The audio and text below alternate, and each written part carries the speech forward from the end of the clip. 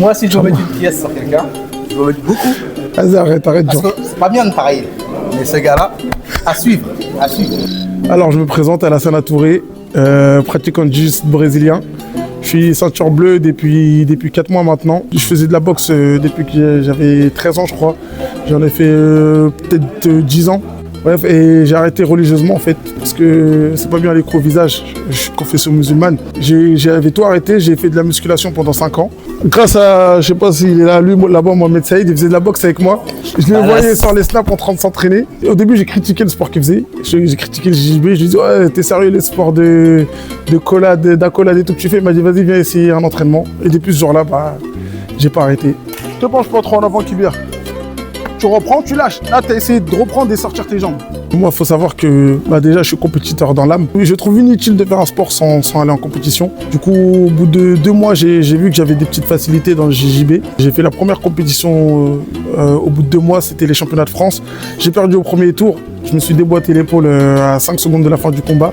Et après ça, je me suis lancé à fond dans les compétitions. Sur un coup de tête, je me suis dit pourquoi pas faire des compétitions internationales et ça a bien pris.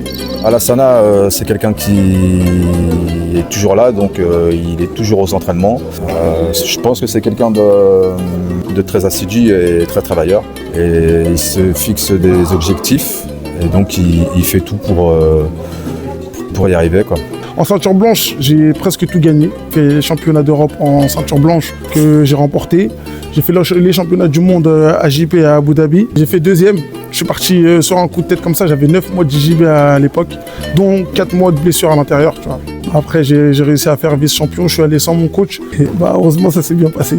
C'était un plein d'émotions. Vous voyez, on se donne tous les jours sur les tatamis. On s'entraîne tous les jours. On se sacrifie.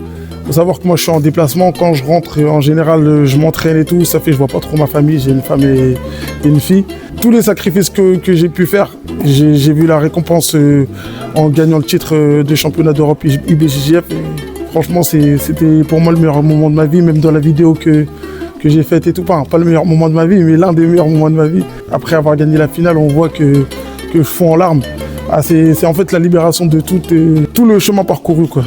Et après, j'ai vu qu'il y avait quelque chose à faire, j'ai vu que j'avais un certain potentiel, que j'ai réussi à faire certains résultats en 9 mois que des personnes en 2-3 ans, ils n'ont pas réussi à faire. Mon objectif principal, c'est d'essayer de faire champion du monde dans toutes les ceintures. Champion du monde IBJJF et AJP aussi, ça va de soi. Et voilà, je travaille dans les centrales nucléaires et tout. J'ai des horaires décalés. Et ça arrive généralement à cause des frottements ou des coups sur les oreilles.